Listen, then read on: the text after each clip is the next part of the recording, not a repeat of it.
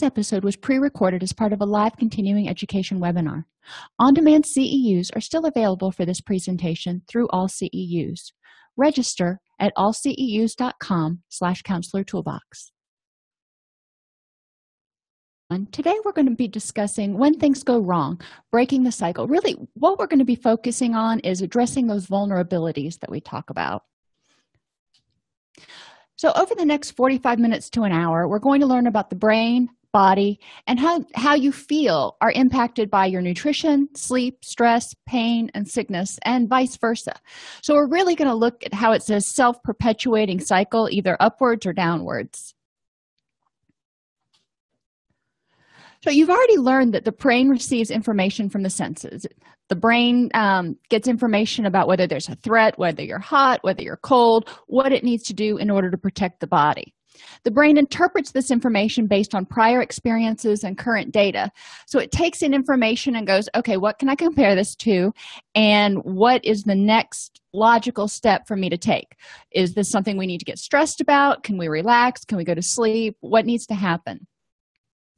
The brain takes that information and sends signals to the rest of the body using neurotransmitters, telling the body to react, fight, flee, or forget about it. You know, the forget about it is really those things like we talked about on Tuesday. If a car backfires outside and your brain says that was just a car backfiring, no big deal. That's the forget about it. There's no sense maintaining that heightened stress response. The side effects of excess or continued stress are sleep problems. Think about the last time that you had a big project due, or you were getting ready to meet your new boss or your in-laws or something. Anything that was really stressful. If it's a really stressful event, it can cause sleep problems, or if it's ongoing kind of moderate stress, it can also start to cause sleep problems. Some of us, before we travel, I know I have a hard time sleeping before I travel, partly because I'm excited, but partly because I'm stressed about traveling and going through Atlanta and all those sorts of things. When we talk about stress, we're talking about anything that's excitatory, and that can be good stuff like getting excited about going to Disney World, or bad stuff, and you can list a lot of those things.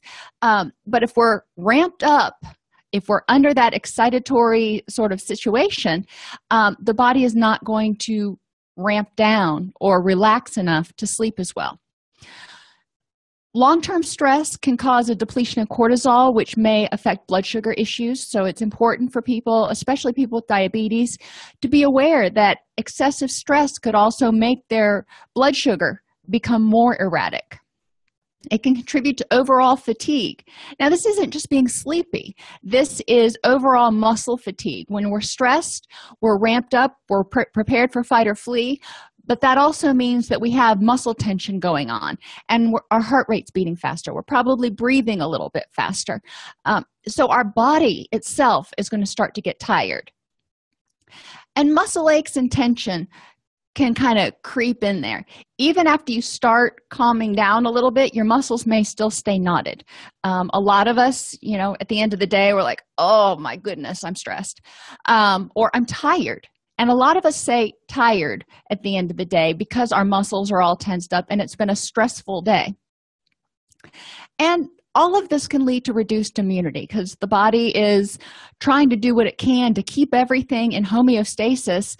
So dealing with the little bug is the least of its worries.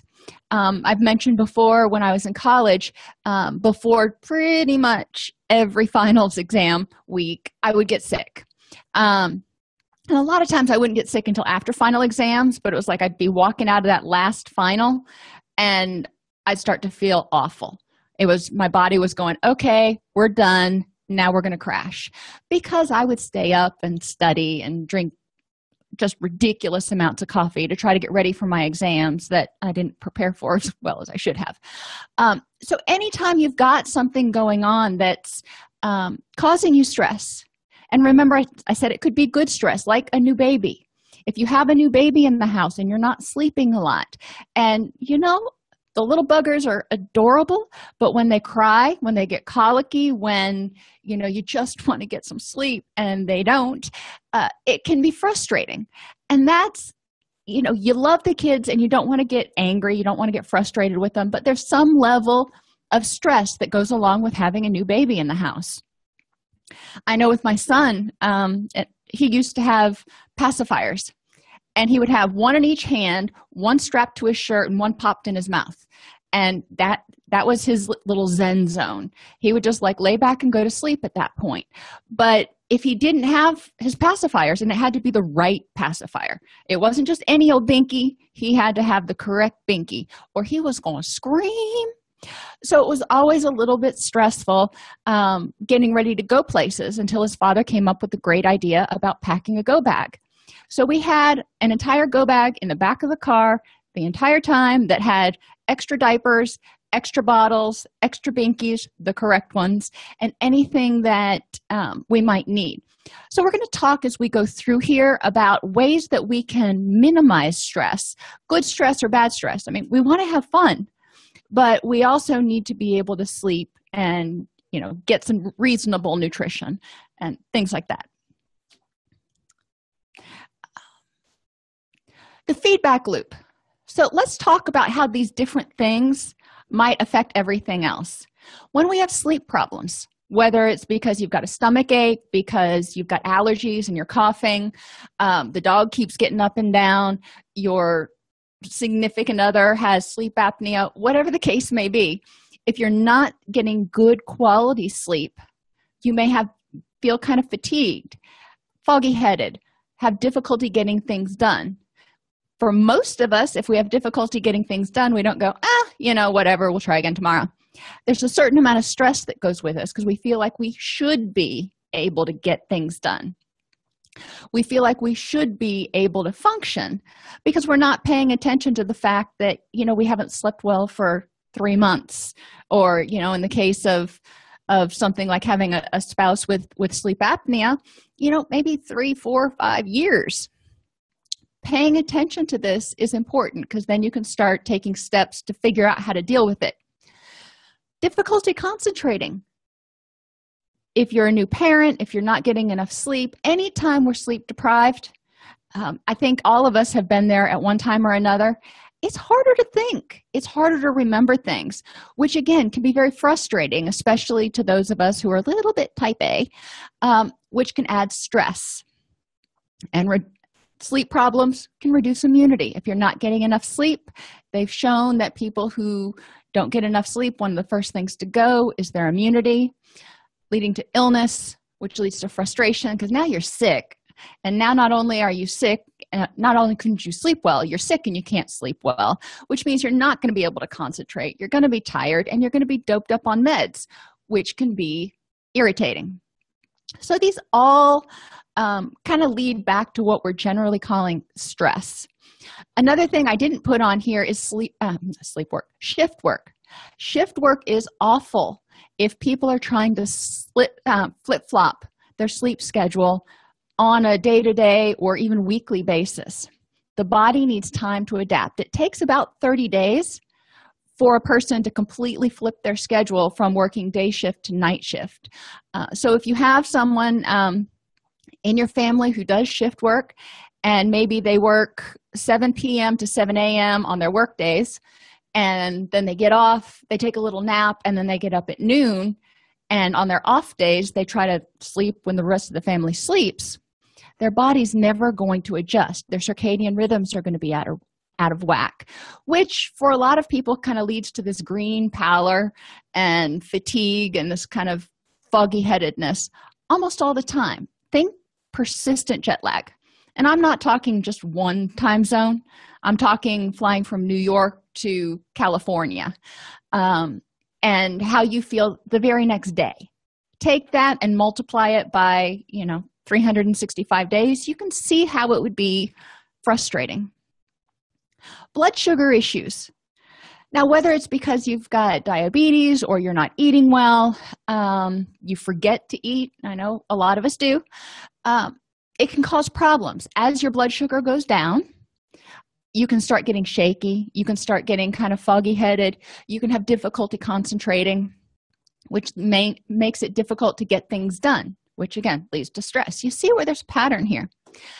Unfortunately, A lot of us are guilty of saying, oh, my blood sugar is getting low. Let me go get some M&Ms. Or that's my go-to. But a lot of times we choose poorly. We choose a really sugary food, which causes a spike in blood sugar. So we feel really good really quickly. But when that blood sugar crashes, it crashes even lower and harder than before. So you're on this perpetual up and down. And it's not a gentle rolling hill. It's Pikes Peak. Which causes more foggy headedness, more shakiness, and changes in appetite. You start craving caffeine and sugar just to try to stabilize and get through the day. If you're having caffeine late at night or even 6 hours before bed, it's still going to be in your system. So remembering that chocolate has some caffeine, but a lot of us who drink diet sodas, regular sodas, coffee, any caffeine you drink, it takes 12 hours to get out of your system. It takes 6 hours to get halfway out of your system. So if you're drinking coffee at 6, 7 o'clock at night, then it's not even out of your system until you're getting up the next morning. So think about how that might impact your sleep.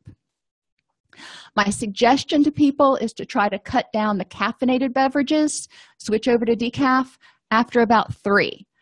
Not right away, because a lot of people experience major headaches, frustration. It just compounds everything. But weaning it down. Overall fatigue. We already talked about blood sugar issues, which tend to cause people to get kind of sleepy, shaky, not feeling so good, difficulty concentrating. We talked about not getting enough sleep. But then when everything feels like you're carrying the weight of the world on your shoulders, is overall fatigue. Your body feels like it weighs twice as much or 10 times as much as it really does. You can have difficulties concentrating. You're exhausted. You don't want to do anything. You may not be sleepy, but you're exhausted, which can lead to negative self-talk. I really should be getting up and doing this. Everybody else is fill in the blank. Muscle aches and tension. As our stress increases, so do our muscle aches and muscle tension, which cause problems with sleeping. Have you ever tried to sleep if you're all knotted up?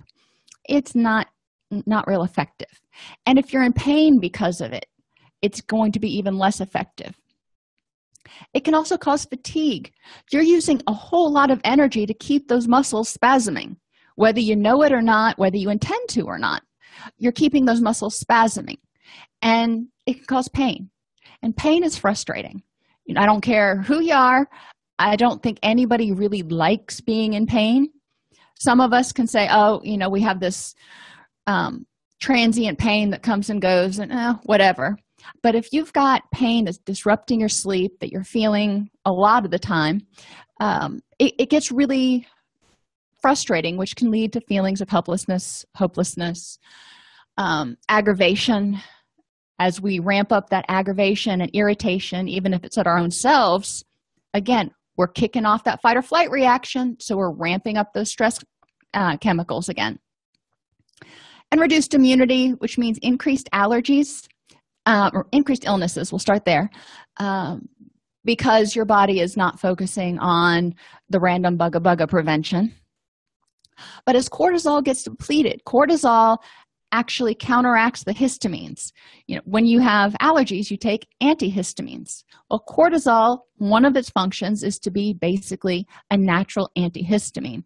So if you're running on like 0, if you've been stressed for a long time, if you're not producing as much cortisol anymore, if your body is adjusted, and remember we talked about turning up the thermostat so it wasn't as sensitive to stress anymore, your body's not going to secrete cortisol at the same times. So you may start feeling more allergies.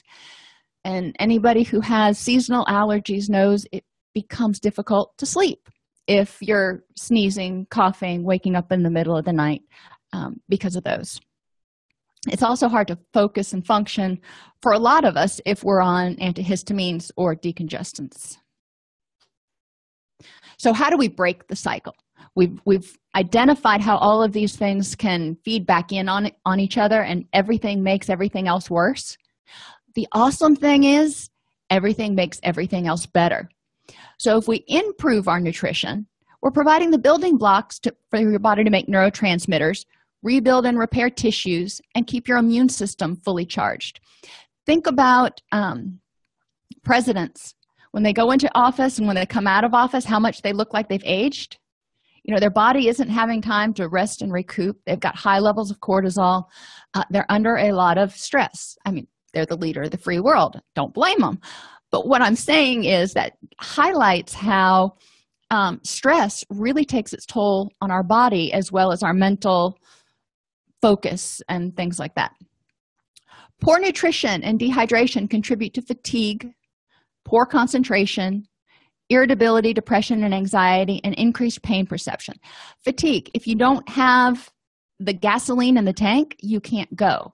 When we eat, we're giving our body calories, which is what we use for energy. So if you're not eating good calories, or if you're eating sugar that spikes and crashes, you're going to feel more tired. Poor concentration, irritability, depression, anxiety, all of these kind of go along with your main neurotransmitters, your norepinephrine, dopamine, serotonin. If you're not getting the right balance of neurochemicals, you're going to start experiencing some negative symptoms. Pain perception. Some people don't realize, but if you've come to these classes, you probably already do, that serotonin is implicated in our pain perception. So people who are feeling more pain may have, and I emphasize may because there's a lot of things that go into pain perception, may have reduced levels of serotonin. Our endogenous opioids are also responsible for pain perception, but those are all things that our body is making. And if it's making it, it has to have the supplies to make what it needs. So good nutrition. Making changes in eating habits should be undertaken slowly, like one change a week. I know too many people who get on the bandwagon and they're like, okay, on Monday, I'm going to start eating healthfully, and they get rid of all the processed food. They get rid of all the food they like. They get rid of all the sodas, all the everything. And it's just this extreme change and shock to the body. For some people, that works. For the majority of people, it's too harsh. It's too much of a change. It's like going from being all warm inside of a fur coat to jumping into the Arctic Ocean naked. It's just not something that most people want to do. It's a shock to the system, and it's a little painful. One change per week is doable, and not talking huge ones, like drink more water. Start drinking 8 glasses of water a day. Most people can work that in over the course of a week. Be moderate. In most cases, unless there's a physiological reason why you should eliminate something from your diet, obviously, we don't have to have alcohol. Some people, there are foods that they're allergic to, they need to eliminate those. But if there's no medical reason to eliminate something, consider moderation. Now, at the beginning, when you're making these changes, sometimes moderation means not having it freely available at your house. So if you like sweets, if you love sweets, maybe moderating it. So that's a reward when you go out on the weekends that you can order a dessert, or having things if you get the little travel packs. That's a smaller amount than getting the 1 or 2 pound bag of M&Ms. If you eat from that, you may eat the whole thing. If you eat the travel pack, you're pretty much guaranteed to eat the whole thing, but it's not as big of a deal as far as messing up your blood sugar or anything else, and you still feel the reward. So don't eliminate anything. It sets you up for cravings. Focus on progress, not perfection. I said start drinking 8 glasses of water a day. If somebody tries to do that and the first day they get in 4, that's still probably 3 more than they had the day before. So awesome. It doesn't have to go from 0 to 100 overnight. Try to do it. See progress. If it's harder to do than you expected, maybe do that change the next week. So you're giving yourself 2 weeks to get it under your belt before you start making another change. And modify any changes so you're motivated to maintain the change. I personally, if I said I was never going to eat chocolate ever again, I wouldn't be real motivated to do that, because I'd just be thinking, well, I like chocolate. I want chocolate. Do things so that you're motivated to keep doing them. If you only have chocolate at the end of the week, on a Friday, maybe when you go out to dinner, like I said, that's a treat. That's doable. You want to make sure that everything that you undertake is doable and that you're motivated to do it. If you're not motivated to lose weight, if you're not motivated to cut out or cut down on saturated fats, you're probably not going to do it. So encourage people to make positive changes in their nutrition that they're willing and motivated to do.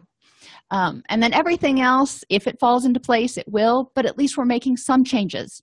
And any changes positive are going to have positive effects.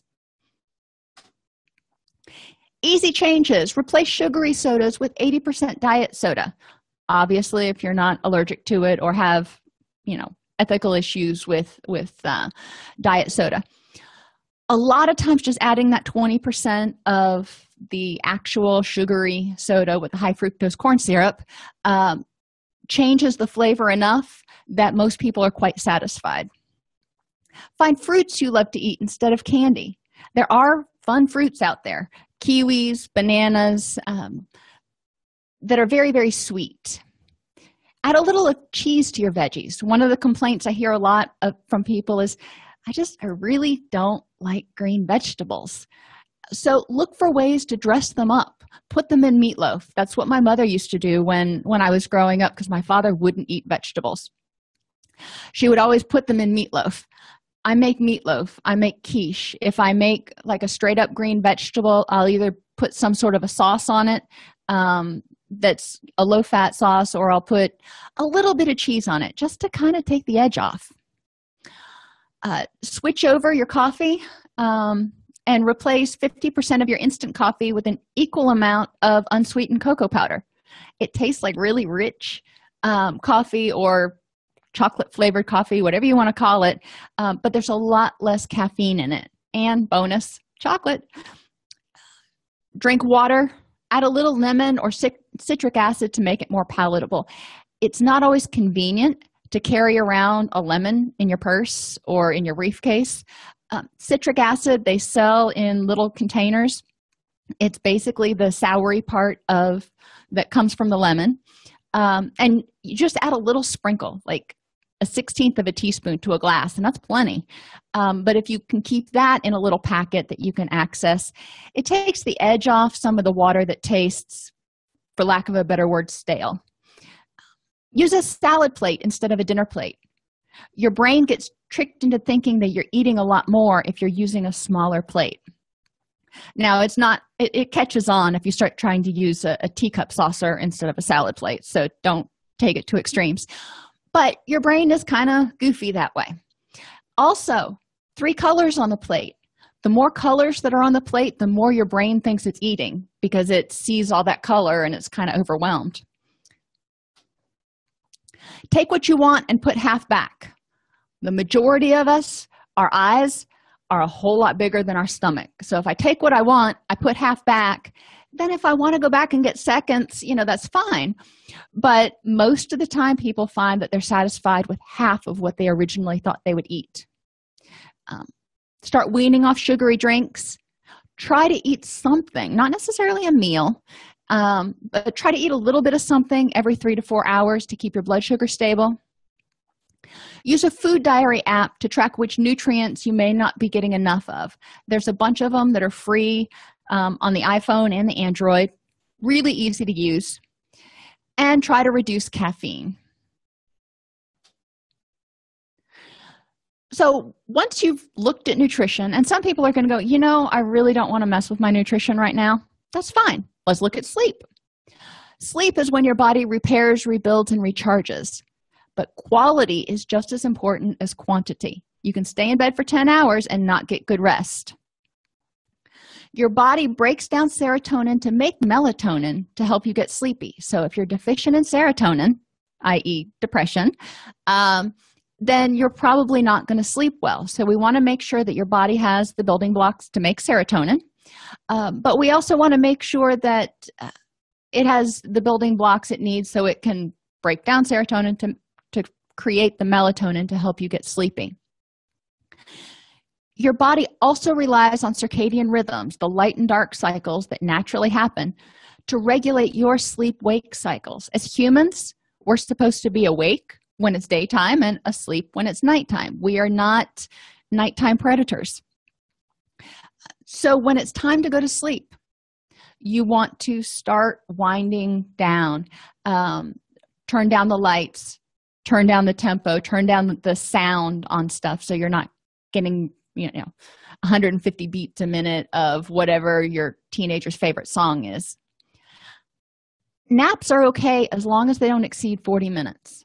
They have found in research that once you exceed 40 minutes, you start getting into a deep sleep, and then your body starts getting confused about, wait a minute, am I supposed to be, is this sleep for sleeping, or is this a nap? And it doesn't really get the difference, which messes up your nighttime sleep. I know some of you are going, oh, but I really like daytime naps. There are exceptions to this. If you have new babies in the house, if you're recovering from illness, there are a lot of times where, you can afford to mess up your circadian rhythms a little bit. But in general, this is what we want to shoot for. Easy changes. Create a sleep routine to cue your body to wind down. Just like we do with kids. They come home, they eat dinner, they read a book, they take a bath, they go to bed, maybe not in that order. Their body says, oh, dinner time. That means we're going to start winding down, so I need to start making melatonin. Keep your room as dark as possible. If that means putting on a sleep mask, so be it. Not all of us have blackout curtains. Eliminate blue-based lights after 6 p.m., including on your iPhone, iPad, laptop, whatever you may be looking at. They have apps for that will switch it to a nighttime color scheme.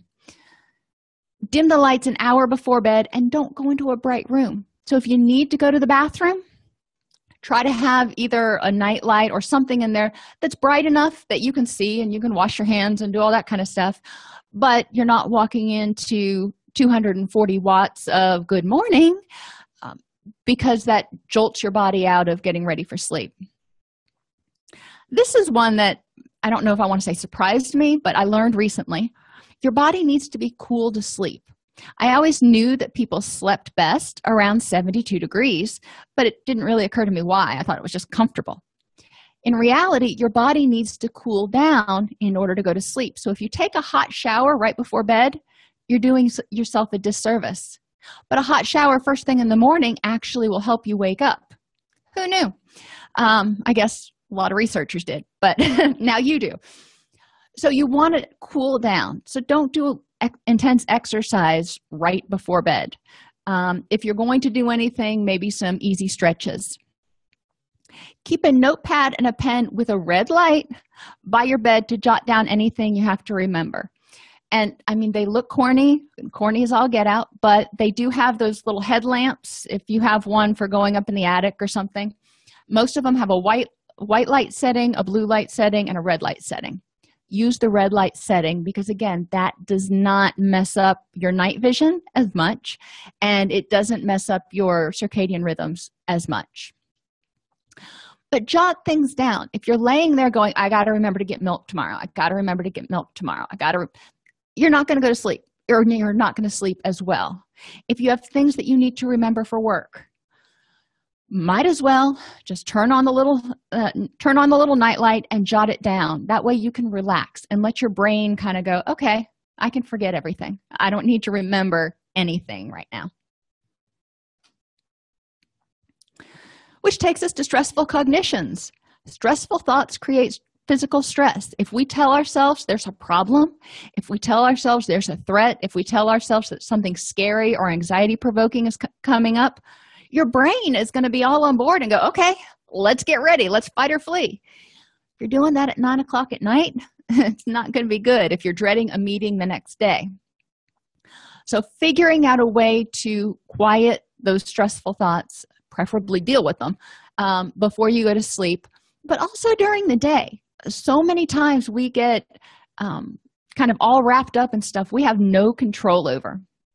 My son, bless his heart, he's 16, and this is the first election that he's really been super cognizant of what's going on. Lucky him.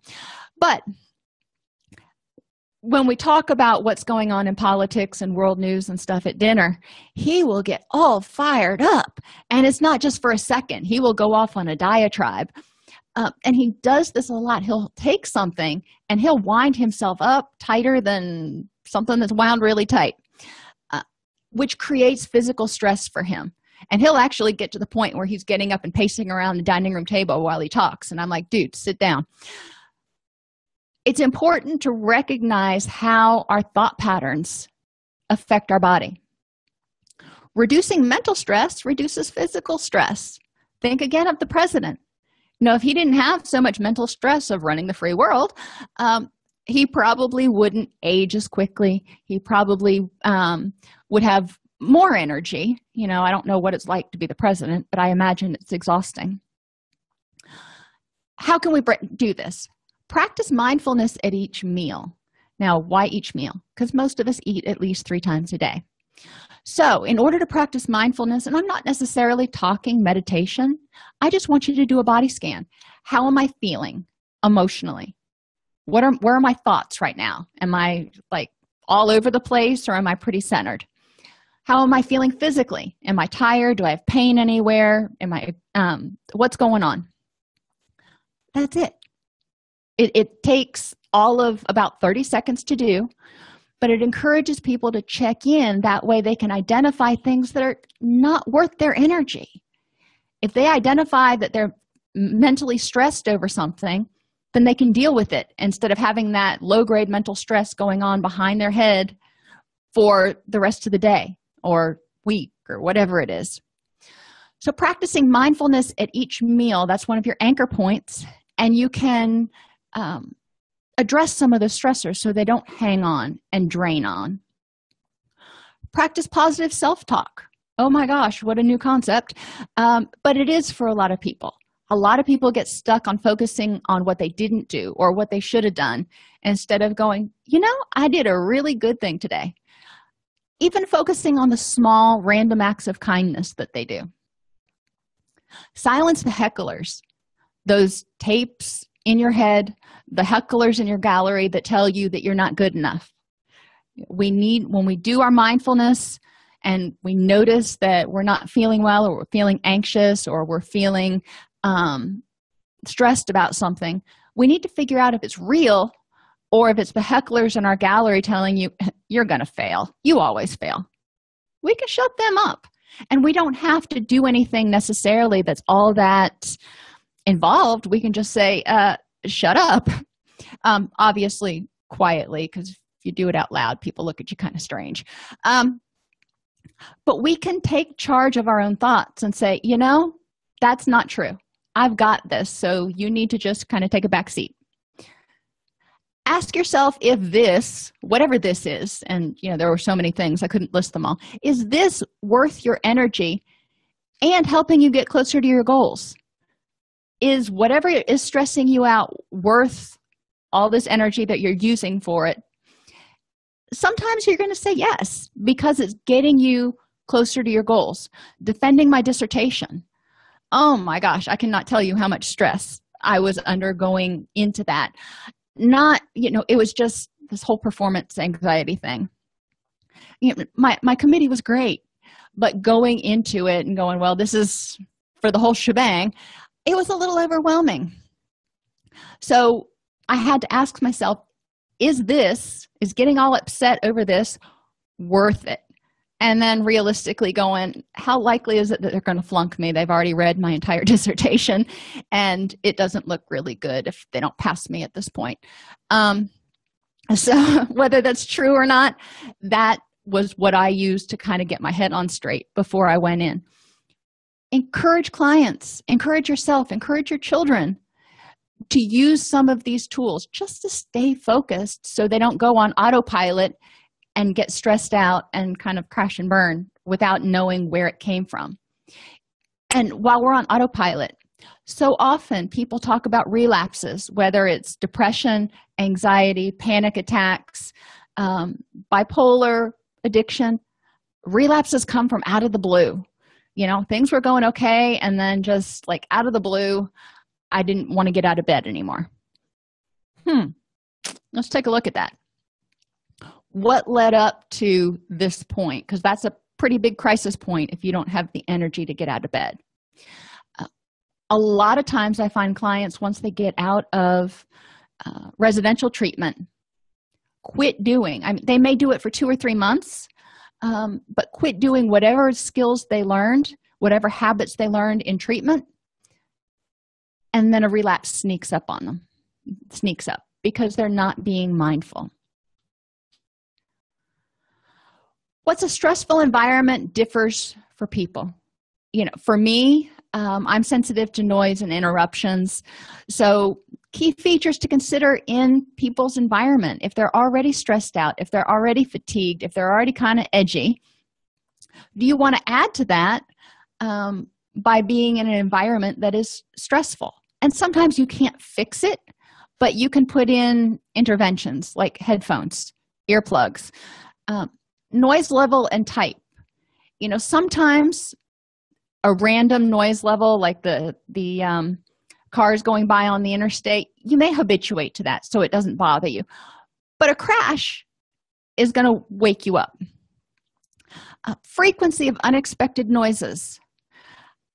If you've got a moderate level anyway and there's a crash, you may jump a little bit. Think about in a restaurant when somebody drops a tray of dishes. You'd probably jump, or at least look. If you're in a library and someone makes an equally loud, sudden noise, it's likely you're going to jump a lot higher. So pay attention to what kind of environments you're in, and if there are a lot of unexpected noises, if there are a lot of things that even the person finds annoying, like maybe they work somewhere where the phones are ringing constantly. If that bothers them, is there a way they can work around it? Clutter level. It depends on the person, how much clutter is tolerable versus how much more calm they feel if everything has a home.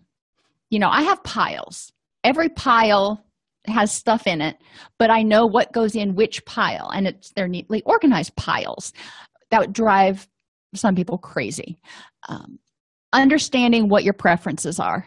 That way, when you go to work, you're not fighting the stress of going, oh my gosh, it looks like a hurricane hit, if that bothers you.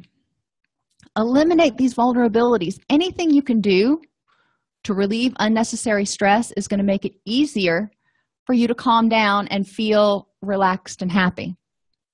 Temperature. I get cold really easy, but I also get hot really easy. So making sure I have a jacket with me wherever I go is important. Some other people, not so much.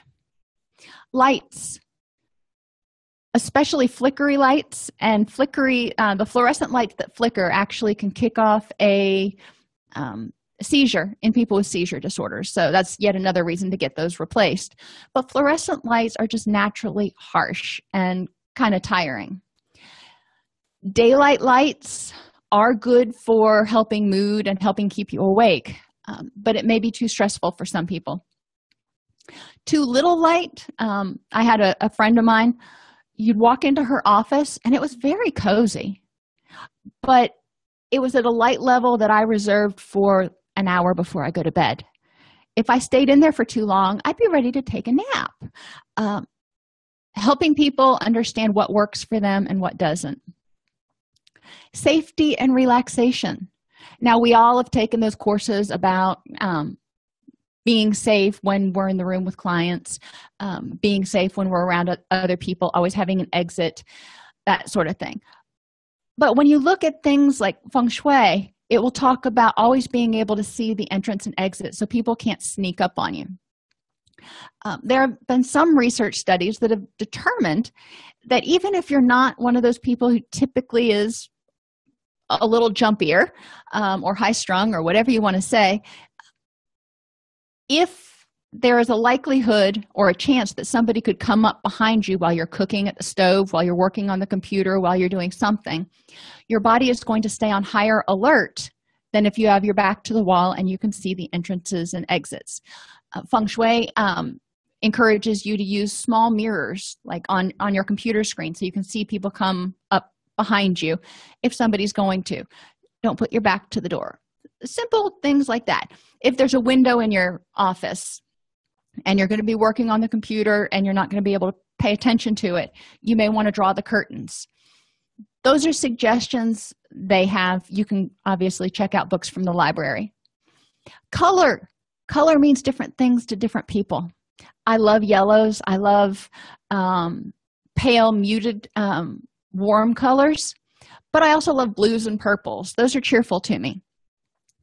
There are certain colors of kind of a bluish gray and kind of a pea soup green that remind me of very stressful places I've been in the past. And I think institutional. I feel cold, institutional, kind of dark, unpleasant feelings if I'm in an entire room that's painted in those colors.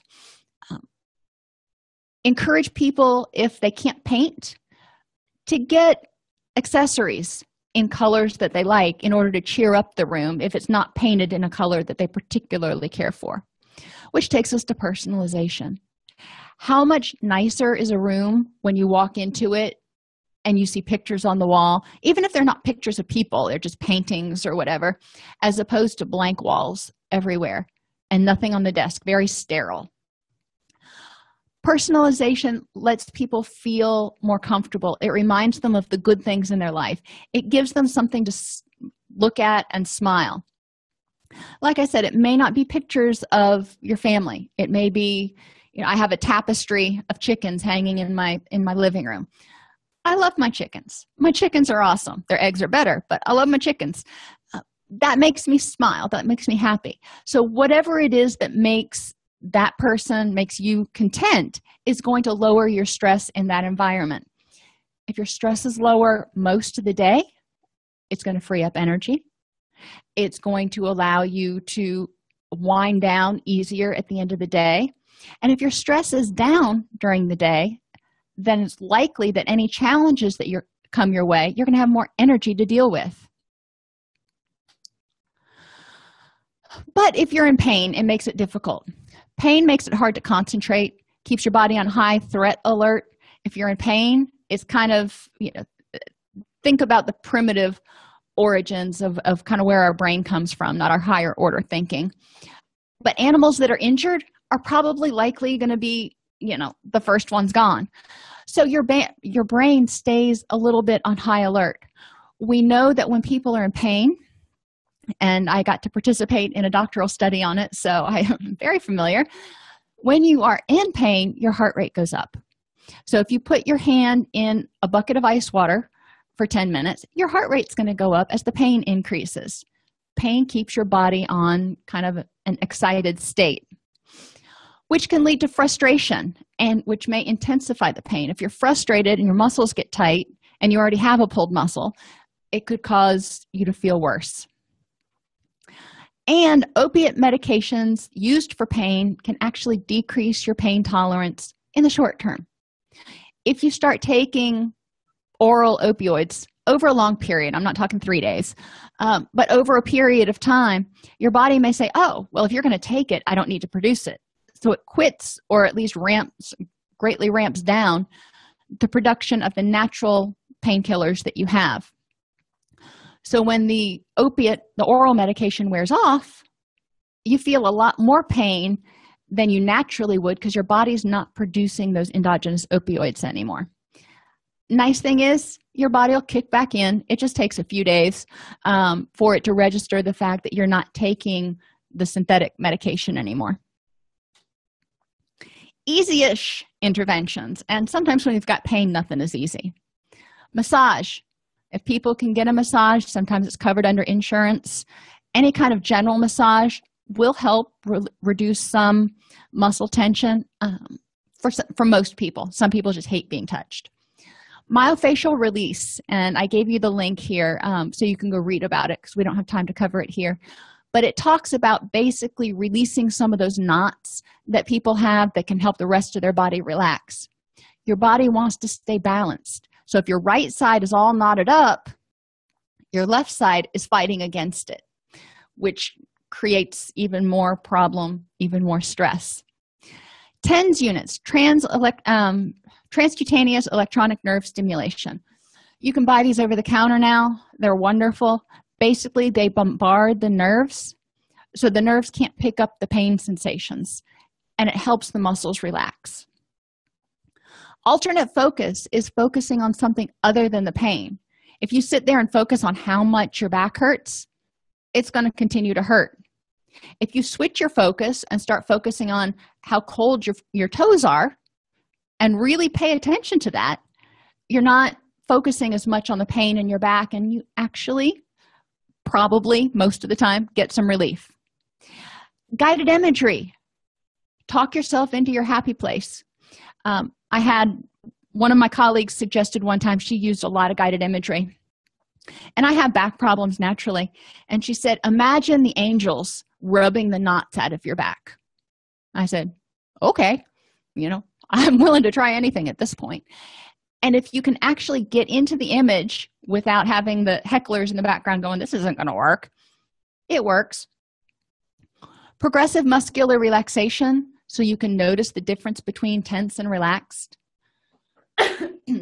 Having a positive focus. When we're negative, we intensify our pain, we intensify our stress chemicals. So if you can focus on positive things and recognize the fact that nobody's pain-free all the time, it helps a lot. And heat or ice. Some people like heat because it's relaxing. I tend to like ice because it just numbs it all out. Depends on your preferences and obviously, what the doctor says. Being sick can put anyone in a bad mood. Being sick when you already have too much to do can feel overwhelming. So when you are excessively stressed, your body is less able to fight off infections. Chronic sinus infections or bad allergies can make it almost impossible to focus or be in a good mood. Even if you're not taking medication, if you're constantly blowing your nose and you feel all stopped up, I'll take a chest cold over a head cold any day. But not everybody feels that way. What's important is to understand that when you're sick, your body needs to divert energy to get better. So you need to figure out ways to reduce your stress. Your body has already lost one battle, so you're going to have to make some concessions here. Prevention is the easiest fix. Wash your hands. Go figure. Wipe down grocery carts. Don't bite your fingernails. And I'm guilty of this. I hate to say it, but I am. But your fingernails have like billions of bacteria underneath them. They're kind of gross. One thing we don't think about very often is wiping down our cell phones and purses. Obviously, guys generally don't have purses, but your cell phones and your cell phone cases, they're just as dirty, if not dirtier, and same thing with our purses, as a lot of public toilet seats. Somebody did a study. Wipe them down at least once a day with, something, antibacterial disinfectant. Drink plenty of fluids and get plenty of rest. Let your body do what it needs to do to get better. Recuperation. Figure out the minimum and do that. And that's hard for a lot of us to go, okay, the minimum I need to do today is breathe. I jest. But a lot of times, there's not a lot of stuff you have to do. If you have small children at home, they may get to eat cereal for dinner 1 or 2 nights. It won't kill them, and they'll actually think of it as kind of a bonus probably. But you don't have to get up and make a 5-course meal. You can't change it. Once you're sick, you're sick. Getting irritable is only going to prolong it because it raises those stress chemicals and knocks down your immunity so other bacteria and stuff have a chance to take hold. Eat healthfully. Garlic, honey, and ginger are known to have antibacterial properties. So, why not? Medication. Opiates, muscle relaxants, and anti-anxiety medication are all depressants. Depressants make you feel tired, slow your breathing, and heart rate. Some people are more sensitive than others, and alcohol is also a depressant, so please don't mix alcohol with these. But understand, if you're already depressed and you take depressants, you can figure out where you're going to go from there. Be aware, if you're taking depressants, you may feel tired. So going back to all of those side effects of feeling tired and sluggish and getting frustrated and not being able to concentrate, that happens to a lot of people if they take muscle relaxants, opiates, or benzodiazepines. If you have to take them, you have to take them, but you need to be aware of the side effects and figure out how to work around them. Antidepressants increase the availability of neurotransmitters, usually norepinephrine and serotonin. Remembering that serotonin is your calming, happy chemical with GABA, and norepinephrine and glutamate are your excitatory chemicals. As one goes up, the other one goes down. You want to keep this balance, like the warm bath. Norepinephrine, which is also called adrenaline, gives you energy and helps you focus. Too much can cause an anxiety and eventually depression. So some people take medications that increase their level of norepinephrine in an attempt to address depression, when in actuality they've already got too much and their body has started to desensitize to stress. Too little norepinephrine can cause apathy and difficulty concentrating. If you don't have the energy to get up off the sofa, you just don't care. We've all been there once or twice. It's important to understand that may mean that norepinephrine is lacking. Could mean other neurotransmitters are out of whack too, so I don't want to just assume. But be aware. Serotonin helps you feel happy and relaxed, mitigates pain. Too little keeps you from being able to relax, which eventually will lead to depression. Remember, on Tuesday, we talked about the dog and the learned helplessness experiments. At a certain point, your body just gives up and goes, white flag, I can't make the stress go away, I give up. Too much serotonin can make you feel confused or apathetic. Either too much or too little serotonin can also affect libido. Changes in libido also have huge effects on the way people feel about themselves, their self-esteem, and all kinds of other stuff. Just be aware. There are a lot of different avenues we can look at to see what may be exacerbating people's stress, depression, or anxiety. And finally, hormones. Estrogen, testosterone, and cortisol all affect the availability of serotonin and GABA, which are your calming chemicals. Too much to go into right now, but do recognize that it's not just your neurotransmitters that affect one another. There are a lot of other chemicals that have to remain in balance in your body. Proper hormone balance requires that we eat well, exercise, get some sunlight, manage stress, and in some cases, talk to your doctor. When you go through menopause, if you're perimenopause, if you're a man and you don't think you're producing enough or you're producing too much testosterone, those are all things that need to be considered when thinking about your mood. So stress can cause you to sleep poorly, eat comfort foods instead of a well-rounded diet, feel achy, have muscle tension, and be fatigued. All of these can lead to increased stress. The cool thing is, if you just pick one thing, you can start breaking the cycle. Any positive change is going to have positive effects throughout the system. If you enjoy this podcast, please like and subscribe either in your podcast player or on YouTube. You can attend and participate in our live webinars with Dr. Snipes by subscribing at allceus.com/counselor toolbox. This episode has been brought to you in part by allceus.com, providing 24/7 multimedia continuing education and pre-certification training to counselors, therapists, and nurses since 2006. Use coupon code Counselor Toolbox to get a 20% discount off your order this month.